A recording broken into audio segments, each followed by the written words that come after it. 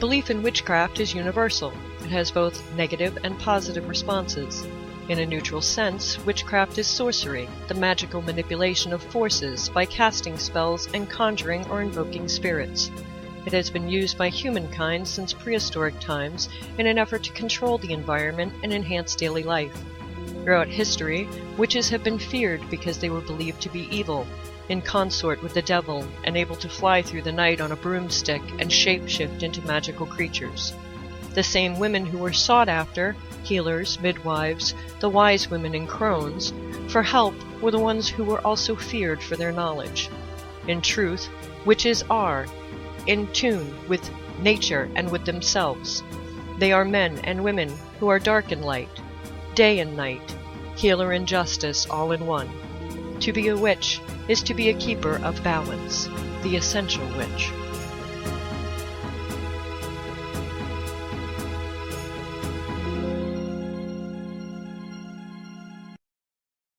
Good evening, everyone, and welcome to The Essential Witch.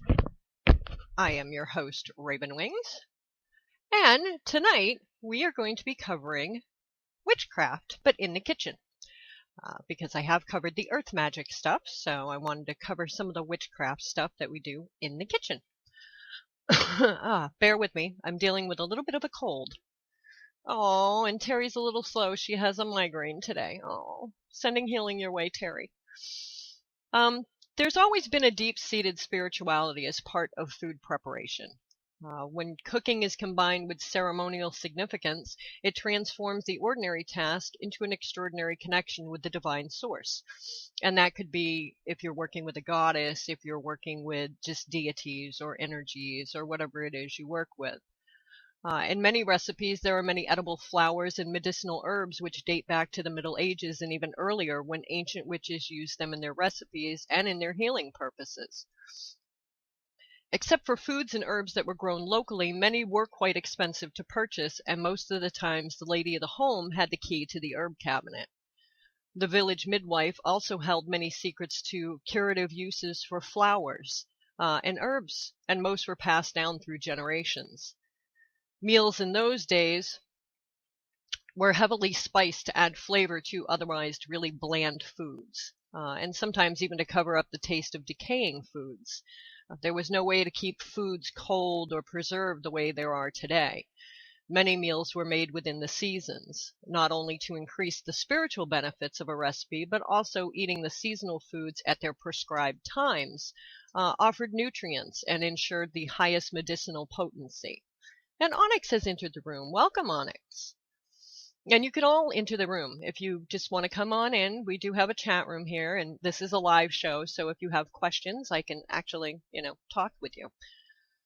To ensure the most potent magic, you should consecrate your kitchen, your stove, and your utensils. And that does not mean just once. That means anytime you're going to be doing magic in your kitchen. Consecrating your tools is a means of purifying them against past energies and intents, and infusing them with your own vibrations and purposes. Using the elements of salt, water, fire, and air, you'll be able to consecrate your space and your tools. You can do this in whatever fashion that is most appropriate for you in your path and in your beliefs. If it feels right, then just do it. That's always been my motto with anything you're going to do. If it feels right, do it. If it doesn't feel right, don't. It's just as easy as that. No one can tell you the exact way to make your space sacred to you. This is also very helpful, considering it may be a difficult process if you normally cast a circle before you start working. Kitchens can be quite hard to cast a circle in, therefore making your whole kitchen a sacred place. And cleansing it before beginning will help your space be protected and workable. There are many different ways you can cleanse your kitchen naturally. I'm going to give you a few examples, but remember, this is your kitchen and your space, so use whatever method is comfortable for you. While sage can be burned in a fireproof bowl, you can say a prayer while burning it and letting the smoke carry the purification around the room. You can grow sage and rosemary in your kitchen. That's also helpful for protection, and rosemary also aids in memory. And it is an all-purpose herb that can be substituted for any other herb in magic. So they do say that sniffing rosemary actually does improve your memory. Garlic is another very popular herb of protection. You can hang strings of them in your kitchen to keep it protected as well. Singing bowls. These can be expensive, but they are also a powerful way to remove negativity. To use it, you hit the edge of the bowl, and trace the edge with a wooden stick counterclockwise to remove negative energies. When using it in a room, you should also walk around the room counterclockwise while making it sing. Salt, such as rock salt or sea salt, which can be purchased just about anywhere, can be added to water, and with your fingertips or a small brush, you can put it on walls or windows and doors to keep unwanted energies out as well. Or you can use it in a spray bottle and spray your walls, floors, and furniture, even yourself if you want to cleanse the space. If you're feeling negative, a sea salt bath can actually help remove those energies from you as well. So if you're not in the right frame of mind to be practicing and you feel that there are a lot of negative energies, a sea salt bath is actually really good for your skin too. So I mean, it's a win-win. You can't beat that. It's a win-win situation. You can hang or put out crystals in your windows or doors. Crystals do clear unwanted energies and attract wanted energies depending on the color and how they've been charged. And like Reverend Terry says in the chat room, you can add a bit of Epsom salt too. And it is really good. It's very good for your skin and it won't hurt anything. So you want to keep your kitchen clean as well. That is a big one. Before beginning your work and during your work, keep your countertops and your sinks clean as well as your stove tops. Everything vibrates energy and everything reacts to it in a certain way. That is why aromatherapy works so well. So using scented candles, air fresheners, scented dish soaps, even other cleaning products for aromatherapy will help keep clearer energies in the room as well. Sunlight is another big thing. This will give you a natural, clean, and a positive energy. Yes, Mrs. Brown has it right in the chat room, clean as you go. It makes your life easier, too, when you're all done. So you don't have as many dishes to do and everything else. Make sure that you close all your curtains or blinds at night as to not invite unwanted energies to come in. Open them during the day to invite the sunlight in, close them at night. When you cook, you want to declare yourself as an artist at work, handling each ingredient with loving care. You want to see and feel the life forces from each food and herb you work with. Allow your ego to step aside and make room for the divination and magic to take place. Inspiration will direct you one way or another. I have a tendency to just grab things when I'm in the kitchen and making a meal even. I will just grab as I go. And hubby will come in and go, "What were you having for dinner?" And I'm like, "I have no idea. I'll figure it out when I'm done." And 9 times out of 10, thank the gods, it comes out edible. So, which is a plus. But you want to work with your intuitions and stuff. Oh no, no blinds or curtains. Oh no. And Sadie's gonna have to change her curtains. See, I have layered curtains, but they're up high enough to where the valance meets the curtains at night. So, plus I don't like people looking in my apartment at night. So, no, you can look in all day. I don't care, but at night, no, because I might be walking around skyclad. Who knows? You know. Where was I? Inspiration is going to direct you. It really is.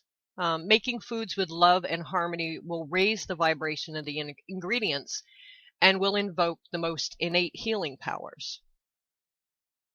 You want to cook not only to satisfy hunger, but to quench the soul, searching for comfort. Hence why we tend to gravitate towards the so-called comfort foods when we're sick or lonely, depressed, etc. Take the time to make your kitchen a loving and welcome space. Even without a formal ritual, you can still create positive energy and divination each time you cook. The most important ingredient you can add to any dish is your intent. And we say this, about everything. It's always the intent. It's the intent in what you're doing. There are a number of things you can do to enhance the magical atmosphere in your kitchen as well. And I had a question about this not too long ago about kitchen altars. So I want to cover that really quick. Having a kitchen altar, your stovetop is equal to the hearth of the old. and where most of your food is going to be prepared. You can create a small altar with items that can be moved as you need to. You can also designate a space in your kitchen if you have the room too, or if you have a kitchen witch doll. And I'll tell you about the legend of the witch doll later. You can have wooden spoons with symbols on them, and I see them in a lot of the selling groups that are out there. They have the wooden spoons with the symbols on them. Offering bowls, a candle, a miniature cauldron, crystals and seashells even. Stones that are particularly useful in the kitchen include clusters of clear or smoky crystals, to combat the radiation given off by some of your electrical appliances. Citrine is in the eating area. That will help with digestion. Let's see. Rose and amethyst quartz promote harmony as well. So rose quartz will also bring blessings to food preparation and inspire creativity when you're cooking with plants and herbs. Photos of loved ones who taught you how to cook, like for me it was my grandmother, are another good example of things that you can put on your kitchen altar. You do not have to make a kitchen altar. My kitchen altar consists of a potpourri burner, a tea light type of burner, that I use water and obviously fire with the tea light, and I can put in herbs and stuff. I can even add salt for earth. It's just all in one. It sits on my kitchen table because most of my prep work is done on my kitchen table because I don't have a lot of counter space. So that's how I work my altar that way. But I do have a kitchen witch, which I'm going to get into the story of that later. There's no wrong way to make up your altar, so you just want to let your imagination run wild. Just whatever feels right to you. I mean, you could add garlic, and hang garlic and part of your kitchen as part of your kitchen altar. It's also going to work for your protection. You want to make sure your herbs are readily accessible. If you're using dried herbs and stuff like that to cook, make them easily accessible. Mine sit right next to my stove. If you cook with them, you want to display them in decorative jars, which I do. Just make sure they're not in direct sunlight or they will lose their potency. So you want to make sure that if you are going to do it, that if you have clear jars, put them in a cabinet if you can. I have clear jars, but they're not in sunlight at all. The sun does not hit on them at all, so I leave them there. If possible, you can have live plants in pots to use all year long and keep fresh veggies on hand. I have cilantro, basil, and parsley right now. Hopefully I'll have more, but that's what I have growing in the apartment right now. If you can paint your walls in colors that are comforting and happy. Choose a color that makes you feel good. Earth tones are soothing, yellows are happy and bright, and green brings prosperity and abundance. I painted my kitchen in one of my apartments in a soft lavender because I have a wine motif that is a big part of my kitchen. And it looked amazing, and I always loved spending time in there. So whatever color, and that there's no right or wrong way to do this either. You can, if you can't paint, you like strawberries, start doing your kitchen in a strawberry motif. Make it happy and a place you want to be in. Keeping cookbooks and recipes organized and where you can find them is also a big deal. You can have a separate book of shadows, so to speak. Like I said before, mine is called the Book of Swallows, where I keep my magical recipes. As with all magic, when approaching kitchen magic, you must have a clear goal in mind. You want to match your intent to a food. A healing spell would work well with a broth, or a chicken soup, something to that effect. Cupcakes can be used for luck. Your instincts will tell you what's a good match. Then you want to find a recipe or make one yourself up. The more personal energy that goes into the dish creation, the better. That's you want as much personal energy as you can in there. Food colorings can also be used as well. Colors have their own strong associations to kitchen magic. A pink cupcake may have a different meaning than a yellow or a green. Some of the basic ingredients and uses in kitchen magic are peppermint. Must have peppermint in your kitchen. This is good for aiding in sleep. You can make a tea and add peppermint to it. And that can be herb peppermint. You can use a peppermint stick. Either way, you're using peppermint. Sage is another big one. This is used for wisdom. Paprika can be used to overcome obstacles. Garlic, of course, you want to use that in your protection spells. Rosemary is a great herb for love and purification, and apples will also work for love, so you could make an apple pie for love. Lavender is for peace, and it is also an amazing relaxation herb, so you could make lavender cupcakes as a relaxation thing. Bananas are used for fertility and prosperity, so banana pancakes, which are really good, I like banana pancakes, could work for either prosperity or fertility. Cinnamon is used for spells which involve success and can be added to any spell for a boost. And yes, peppermint extract will work as long as it's not imitation. I try to not use imitation stuff. I know it's the intent behind it, but I'm a foodie and I like real stuff in my food. I'm sure with the intent behind it, the imitation would work, but I would highly suggest using actual peppermint extract if you're going to, or vanilla, actual vanilla extract, not the imitation stuff, because it just doesn't taste the same either. Basil, this is another great herb for protection. Black tea is great for courage. Orange for divination. Lemon is used for friendship. And my cat will attest to this. Catnip for happiness is when you give her catnip, she's very, very happy. Peach is great for longevity. Cabbage is actually very good for luck. And celery for mental powers. So the next time you're having cream cheese and celery or peanut butter and celery, you can be using that for the mental powers. See, Mrs. Brown is the same way I am. You need to have the real stuff. The other stuff, trash. Yeah. When you're cooking, you always want to keep the goal in the back of your mind. Stir clockwise for good luck. Never stir with a knife. It's considered bad luck. You may want to even make up a short incantation or sing along to a song as you're working your magic. You can incorporate magical practices in all of your cooking. If you're just making a sandwich, spread the condiments in a single for your purpose. When you bake a bread, add herbs or spices that correspond with your magical needs. Kitchen witches have many tools to work with that are similar to those you would work with in other paths. Knives are used in the same fashion that you would use your athame or your bowline. Your wooden spoons are very similar to your wands. Your cups are like chalices. Your pots and pans would be your cauldrons.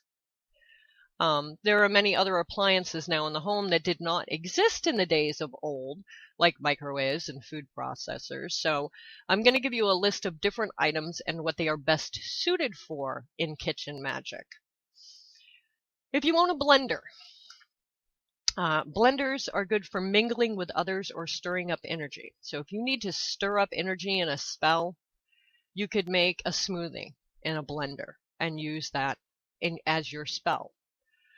Cookbooks are used for excellence and virtue. Your cookie tin is for the sweet things in life and pleasures. The crispers in your refrigerator, these are for invigoration and restoration. The cupboards that hold all your pots and pans and dishes, this is for saving, supplies, and providence. Your dish towels are actually used for structure and determining precision. Dishwasher, if you have one. I don't. I am the dishwasher. But if you have one, that is for leisure. It also has the water element and convenience. Yes, mudslides. Mudslides would make a great spell.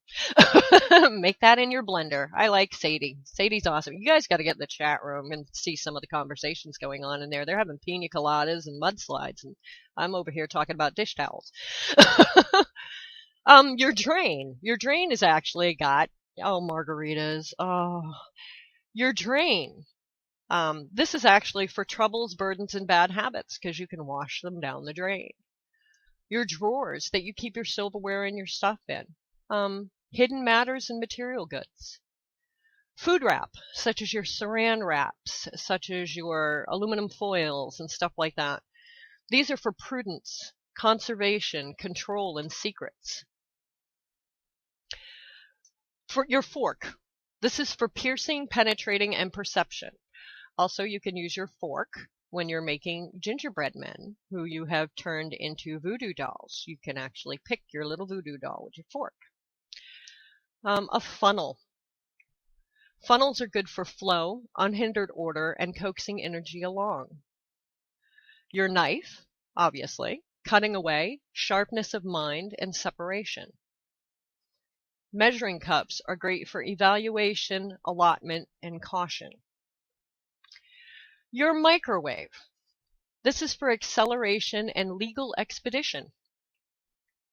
Your oven, for passion, fertility, and of course the fire element. A pitcher, just a regular pitcher you're going to put tea or lemonade in, is for abundance, invigoration, and refreshment. Your refrigerator is good for cooling temper, preservation, and protection. Your rolling pin, that's good for discipline, moderation, and control. A sifter, like you would use for flour. Sorting out confusion, organization, and filtering negativity. A spatula, for sensibility, recycling, and changing directions. A steamer is good for slow processes and even temperament. Your tea kettle, divination, alertness, kinship, and health. A thermometer is good for observation, skills, and analysis. A whisk is excitement and increased bounty. And your window is for the winds of change, refreshment, and vital energy. Your serving spoon, when blessed with harmony, is a good choice for serving out portions to your family.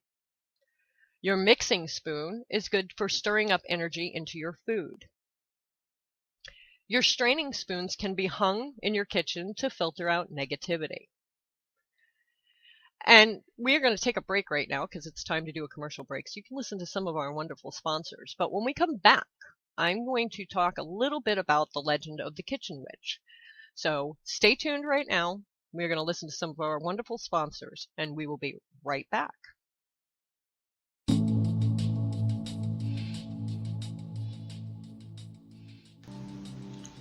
Are you looking for something special? For something more than mass-produced and ineffective magical wares? Then let me tell you about Magick, with their wonderfully unique magical wares carefully handcrafted in small batches.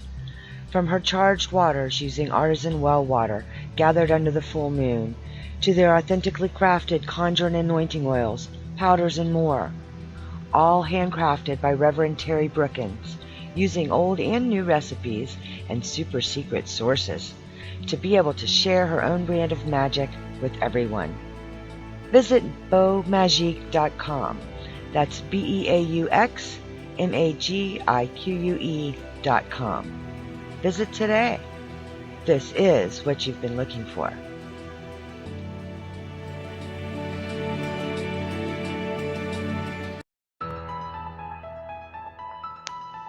Are you ready to have some fun? Then come and check out Raven's Shadow Crafts, home of the Poppet with a Pocket. These unique handmade poppets come ready to go, pre-stuffed with herbs and in colors designed for your intent. They also have a pocket on the back to add any herb, stone, or personal item you want to make this poppet complete. Just charge and it's ready to go. Other handmade items are gree bags, goddess symbols, mini skull magnets, and more. So check them out on Facebook at Raven's Shadow Crafts. Park your broom and stay a spell. That's www.facebook.com/Raven's Shadow Crafts. We'll see you there.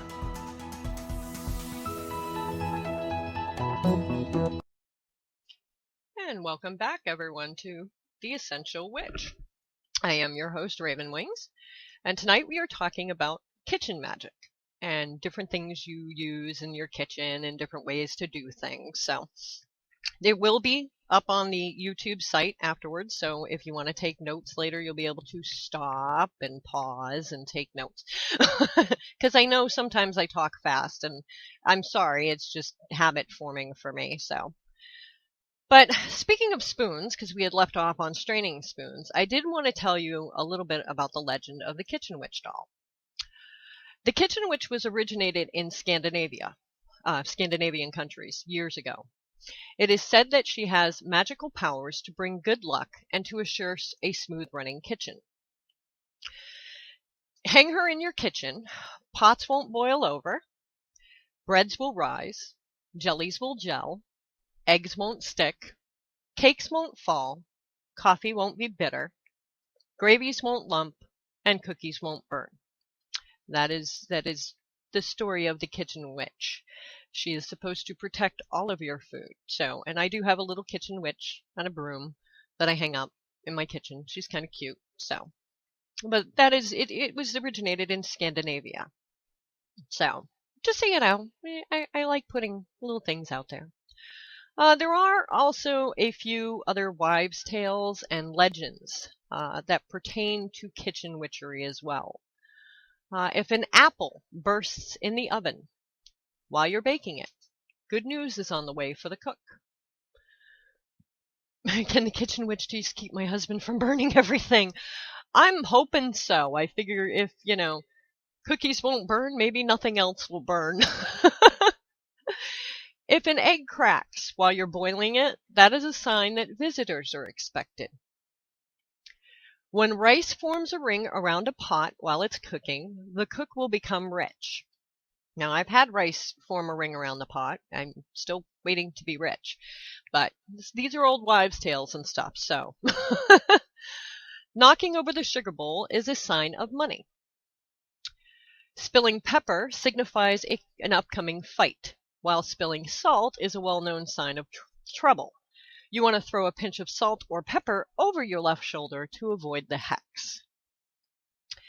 Accidentally mixing up the salt and the sugar in a recipe is a sweet sign and predicts good news. Forgetting to add a spice while cooking signifies trouble ahead, and you must add that spice as soon as possible and before you eat it. Bubbles in your morning coffee predict money.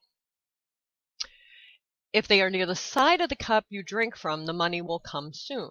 If they are on the opposite side of the cup, it will come slowly. If you add a lot of water to boiling food, rain is on the way. Also, if the coffee pot boils over, it's also a sure sign for rain. Crossing knives when setting the table foretells a long journey. A piece of bread falling from someone's hand means a beggar will soon be knocking on your door. What if you do it on purpose? Right? I'm going to purposely spill sugar everywhere. Spilling water on a tablecloth signifies rain is on its way. If you drop a glass and it doesn't break, this is proof you have friends that would go through fire for you. Silverware dropped at the table indicates the impending arrival of a visitor. A fork means a male, and a spoon means a female. If you knock a chair over while you're getting up from the table, it's a sign you've lied while you were sitting there. If a bird flies into your house for no apparent reason, it's a sign of good luck and fortune for the owner, and can also be a sign of news from a distance. Glass, yes. Snakes are good luck. One crawling on your doorstep means that someone from another country will enter your home. A snake in the garden brings good luck or fortune. Kitchen witchery, though, is not always about food, however. Most kitchen witches are healers as well, and make healing salves, tinctures, tonics, and more right there in their kitchens. Some will also make soap and candles and crafts as well, but for right now I'm going to stick to the bit about the healing side of a kitchen witch. Herbs in healing are known to have certain medicinal properties. Learning what they are is just the first step. Then you need to learn how to use them in the correct amounts and with the correct purpose. For this reason, I highly suggest not experimenting in this area without supervision from someone who is either an herbalist, a holistic MD, and always talk to your doctor before trying any herbal remedies or supplements. You will be amazed at how many herbs can react negatively to each other not to mention prescription and over-the-counter drugs and medicines. They can also cause serious side effects and even death. So this is for informational purposes only. I never recommend anybody start taking herbs without checking with a doctor first. Plus, with herbs, there are known allergies. People get hay fever and stuff like that. Let's see. Herbs to remove flies. What is it? Is it lemon? I believe it is lemon balm that they do not like. Yes, and like Reverend Terry said in the chat room, the wrong herbs put together can kill you. And it's true. You really don't want to start playing, chemist in your kitchen with herbs, and if they're edible and you know they're edible, that's one thing. If you're playing with something that you have no idea about, then I would suggest no. Also, if you are going to be taking herbs in an herbal tea even, check with your doctor first if you are on any kind of medication, and that includes over-the-counter meds, including aspirin. Aspirin is a blood thinner, and there are herbs out there that can affect a blood thinner. So you want to make sure that you check into that first. I always, always, always say that. Properties of herbs. I'm going to give you a few herbs and some of their properties just so that this is a beginner course. This is not a go out there and do this. This is just so you have some kind of an idea. Antibacterials. Your barberry, your sage, and your thyme all carry antibacterial properties. Antifungal properties are barberry, cardamom, and thyme. These carry the antifungal properties. The antihistamine type of properties come from peppermint and elderberry. So if you are working into becoming, more of a kitchen witch and start messing with things and you want to make an antihistamine, peppermint and elderberry would be something that you would look into. Antimicrobial, ginger, licorice, elderberry, thyme, and anisea. And you got to bear with me, some of these herbs just tongue-tie me. An antispasmodic would be black cohosh and hawthorn. An antiviral, licorice root, lemon balm, and thyme. Some of your astringents are yarrow, raspberry leaf, sage, red root. To relieve spasms, your carmatives, chamomile, peppermint, yarrow, cardamom, fenugreek, ginger, and thyme. For soothing and moistening your mucous membranes, you can use marshmallow root, licorice root, and plantain. As an expectorant, licorice root, ginger, plantain, red root, and thyme. And for an immune stimulant, echinacea, ginger, and elderberry. So there are different properties, and a lot of these websites that you go into and these herb books and stuff like that will have the properties of the herbs, and you need to know these types of things when you're going to start working with the healing section and stuff. Plus, if you're using them to make, let's say, a healing chicken soup and you want to add something into it, it's good to know what properties, these herbs have, and you'll know extra herbs that you can throw in later on. There are also different uses for different types of illnesses as well. So I want to give you a few right now. For colds, you can use heat. A strong and steamy cup of ginger tea with honey can help fight the common cold well. A tincture made with burdock root, elderberry, fenugreek, or horseradish also works well for colds too. Teas made with ginger, sage, chamomile, or a tea made from yarrow, thyme, and ginger can also help with your cold symptoms.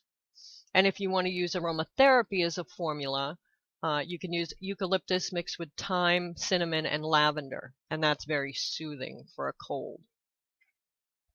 When you're dealing with the flu, which would be the same as a cold, you could use some of the same things as a cold. The ginger tea with honey will help aid that.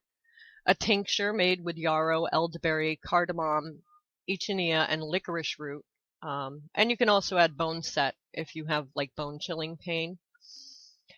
You can make a tea with ginger, linden blossom, and yarrow to help. And an aromatherapy approach would be the use of thyme, eucalyptus, geranium, oregano, frankincense, and cinnamon. So it's not always about actually ingesting these herbs. You can actually use the aromatherapy steam method with the towel over your head. If you have a stomach virus, teas made from yarrow, chamomile, licorice, cardamom, raspberry leaf, or marshmallow root can help with the burning or the irritation. A tincture can be made with yarrow, cardamom, chamomile, and blue vervain to be very soothing. For sinusitis, a tea of ginger, peppermint, and plantain will help, as well as a tincture made from barberry, echinacea, licorice root, fenugreek, or horseradish will also help. If there is a green discharge, you can make a tea with barberry root and elecampane. If there's a yellow discharge, barberry and golden seal. If it's clear, sage and raspberry leaf. So there are different herbs you want to use for different nasal drainages, I guess would be the nicest way to put that. For aromatherapy steam inhalers, that would work best for you. This could be done with hot water and essential oils in a bowl with a towel over your head. You can use thyme, cinnamon, chamomile, lavender, eucalyptus, and rosemary for that to help with the sinusitis stuff. Oh, excuse me. And being that, Terry mentioned headache earlier, headache and pain relief. For a worrywart headache, which is probably what Terry has because she's a worrywart. She's studying, so that's probably why she has a headache. You can use a tea of chamomile, skullcap, lemon balm, and meadowsweet. If heat is needed, you can add ginger. If cooling is needed, you can add peppermint. If it is a noggin-numbing headache, you can try an aromatherapy formula of 3 drops of chamomile, 3 drops of lavender, 2 drops of eucalyptus, and 1 drop of peppermint to a ½ ounce of carrier oil. You're going to apply that at the temples every 15 minutes and inhale deeply until the pain subsides. If you're a nervous person and you're having, those stressy nerve days, you can try a cup of chamomile, peppermint, lemon balm, licorice root, skullcap, and rose tea.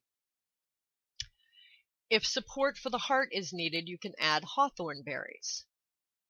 To prepare this tea, you want to add a licorice root to water and bring it to a boil. You'll turn the heat down and let it simmer covered for 30 minutes. Then you want to turn off the heat and add all the other herbs in. Let it steep for 5 minutes. Then you want to strain it, and then you sip the tea. You can also make a tincture for nerves as well, and anxiety. You would use motherwort, blue vervain, oats, and basil.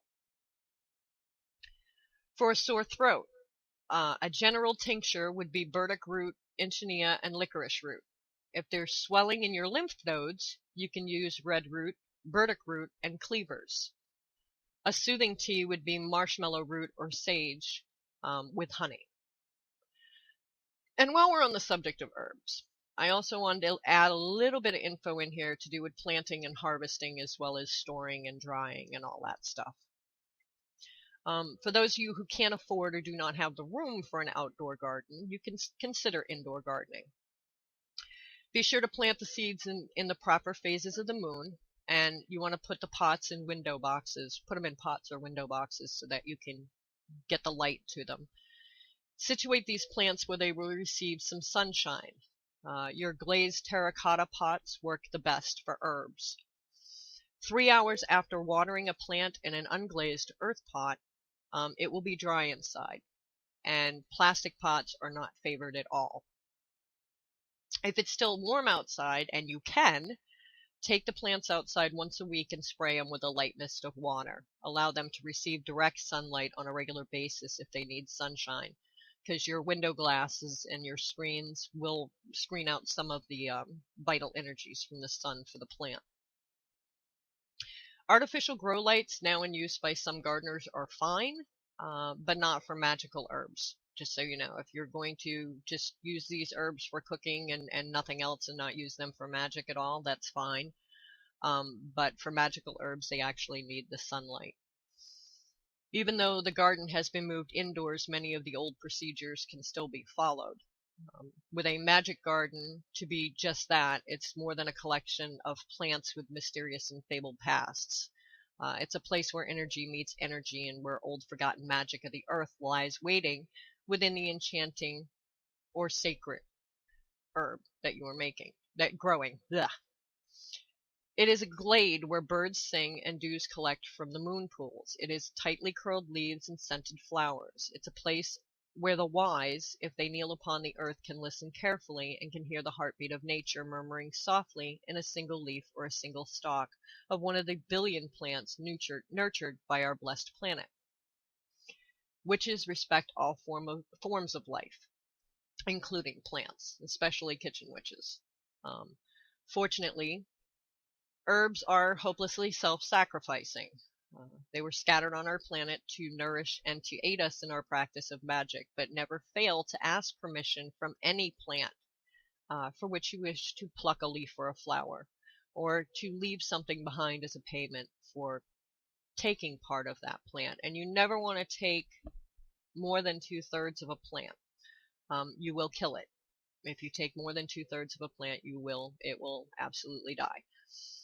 And when it comes to roots, try not to take the roots if you don't have to. If it's a root plant that has several roots and you've decided you need that root and it's got several and you can replant it afterwards and bury something with it like a crystal, then do that. But try to stay away from the roots as much as humanly possible, because that is the life source of the plant. And if you are buying instead of growing your own, make sure you're buying from a reputable dealer, because there are a lot of herbs out there now that are in danger of becoming extinct to where we won't have them anymore. So you want to make sure that whoever you're dealing with is definitely harvesting these herbs in the correct manner so that there is more to come and they're not just raping the planet of the herb to where we don't have it anymore. We are going to take our last break right now to listen to some of our wonderful sponsors. And when we come back, I'm going to talk to you a little bit about how to harvest the herbs and stuff like that. So stay tuned. We will be right back.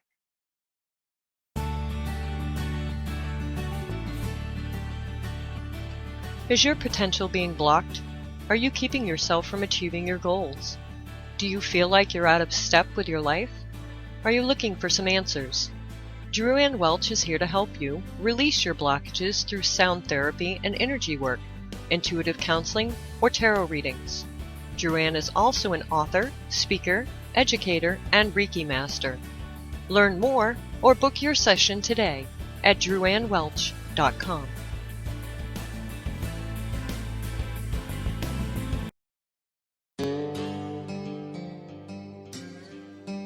Have you been searching for that perfect candle for your project or working? How about for a specific intent? Something other than the big box store candles made from mystery wax? Then look no further. Visit the Waxing Witch on Etsy for the best selection of handcrafted candles anywhere. Pillars, votives, shaped, plus some giftable candles you won't believe. All their candles are made in-house using a variety of waxes: soy, palm, beeswax, paraffin, and all are clearly noted in the listing, so there's no mystery wax here. From a whole line of saints candles to archangel working candles, and you have to see the new Wicked Wonderland spell candles. They're made to work wickedly quick and wonderfully easy. Or the fun new Sanderson sister pillars. Those are a hoot. And I can't forget their skull candles. These are phenomenal. The burn is beautiful, and I really won't work a trick without one. But that's not all. Any candle can be customized with a scent of your choice or even color if you prefer something different. They love special orders and will work with you to make your candle the way you want it. They do unity candles, hand fasting candles, or candles made for events, so don't hesitate to ask. You won't find folks easier to deal with, and they all come from their little shop on a Louisiana bayou. So do yourself a favor. Check them out on Etsy at The Waxing Witch. That's The Waxing Witch, witch spelled W-Y-T-C-H. Tell them PBNR sent you for a little surprise with your order.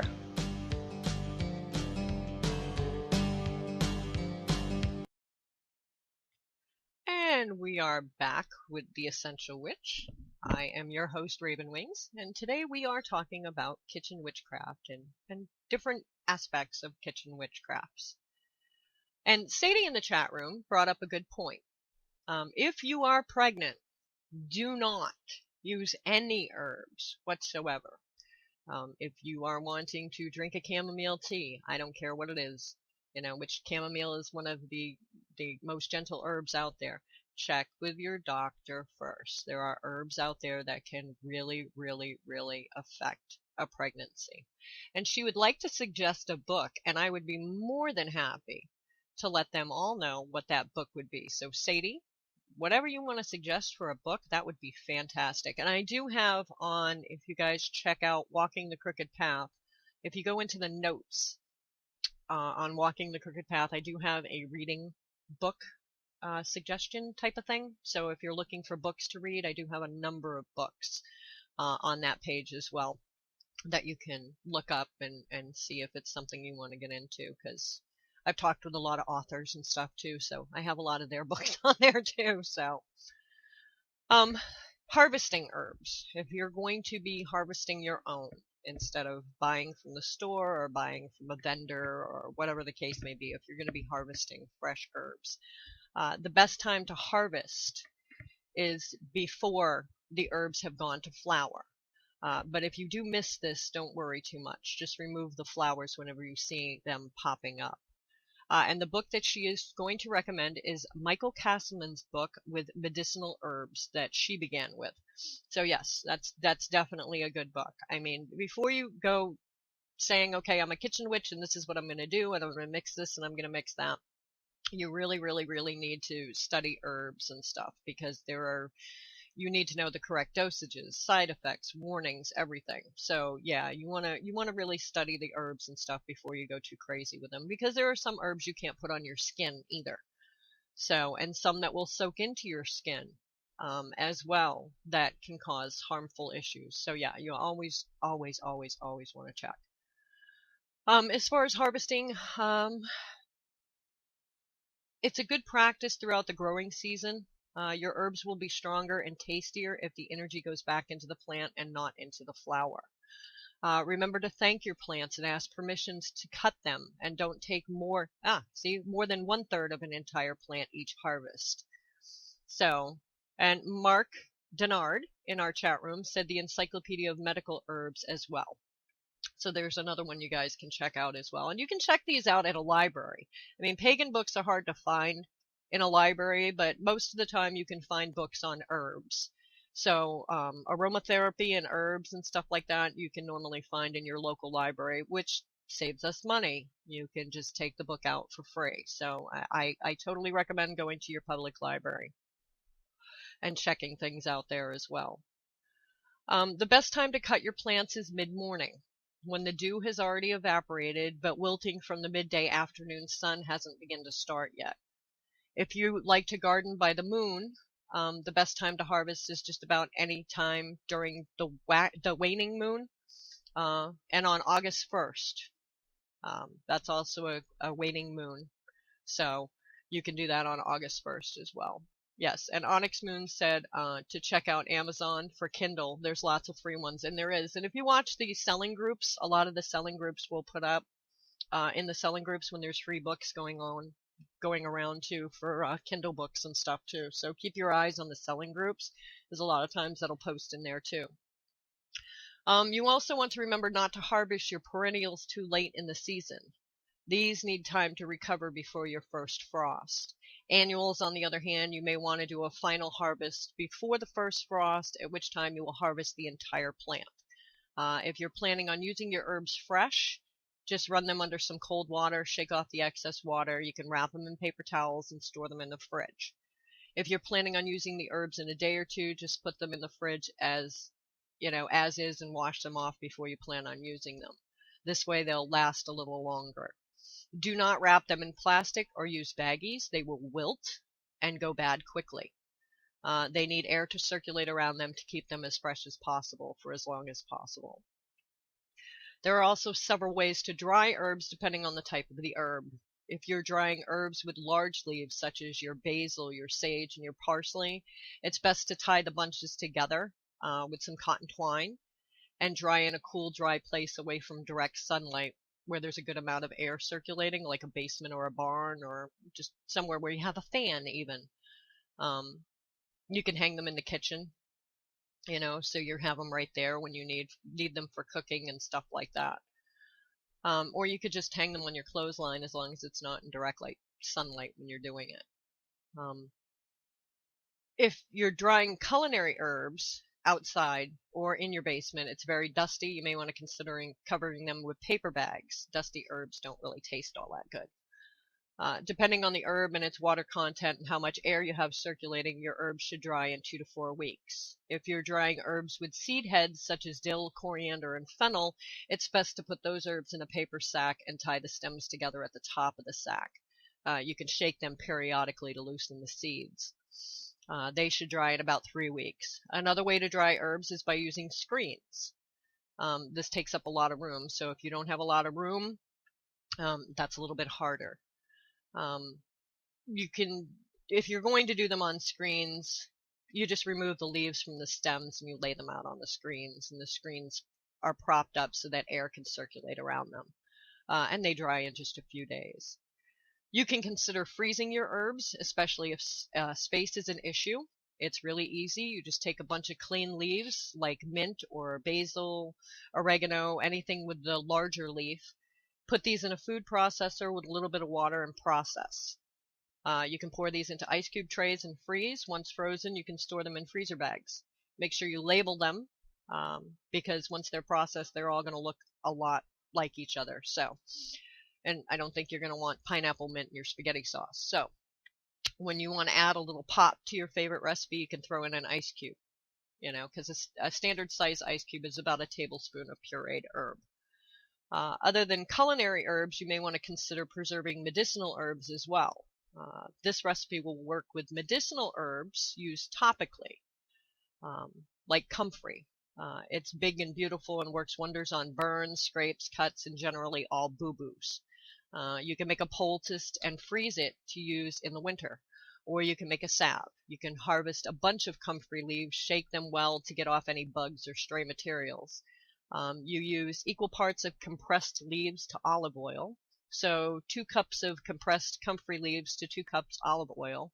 This will make a lot of salve, way more than you'll use in a lifetime. So you don't want to, you can give it away as gifts or sell it or whatever. You put the olive oil and leaves in a pot, let it cook over medium heat, not a boil, for about an hour. Then you let it stand for 24 hours. Strain the comfrey leaves out of the mixture. At this point, for fun, you can add a little interest. You can throw in some lavender flowers. You can add any kind of flowers you want to, basically. And then you add a half a cup of beeswax. The beeswax is very important because it's going to hold it all together and make it easy to apply. You want to heat that on low, stirring just long enough for the wax to melt. And then once the wax is melted, you pour it into your tins or your glass jars or whatever you're going to do. You can keep it in the fridge. And you can normally buy a bag of beeswax pellets at most craft stores. So it's a really easy thing you can make, and you can give it out as gifts or whatever. Once everything is dry, once all your herbs are dry, it's time to store them away for future use. Store your leaves whole and crumble them up right before you use them. They will keep their flavor longer this way. Store in glass jars, preferably dark glass with tight lids. Check them periodically for mold. If your herbs are not completely dry, they will mold and you will have to throw them out. So you want to make sure that they're completely dry. Make sure you label everything with what it is and the date, because herbs do have an expiration, especially magical herbs. Check them Store your jars in a dark place to keep them fresh. I knew I was on some line here. I know some people like to dry their herbs in the oven or even in a microwave. I do not suggest this. Microwave, because magical herbs you don't want in a microwave. I just wouldn't do it. Too much radioactivity and stuff. And I wouldn't do it. And I feel like the oven just dries them too quickly and makes them far too brittle. It's better to air dry, or even a food dehydrator if you have a food dehydrator that's set up for it. But natural, if you can get them to dry now. I mean, I dry mine in a paper towel. I just put them on a paper towel and I cover them with the paper towel and I let them sit there until they're dry.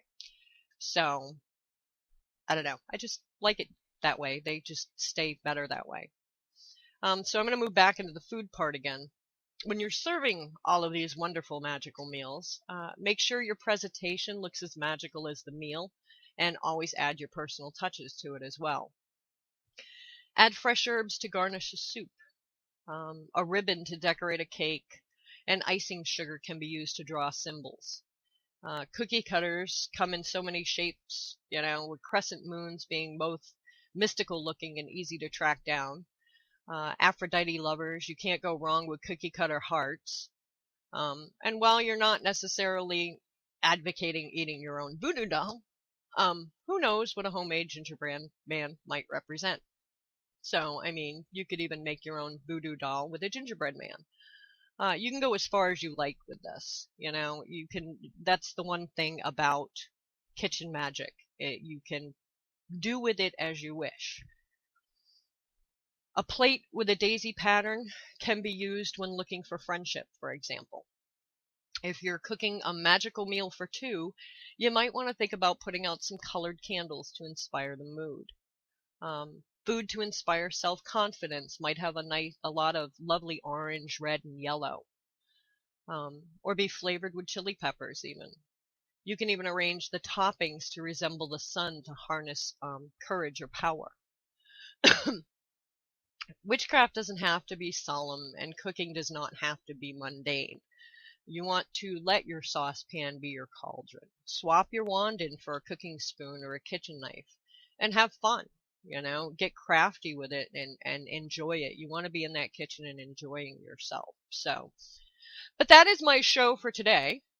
Next week's show is going to be all about Beltane.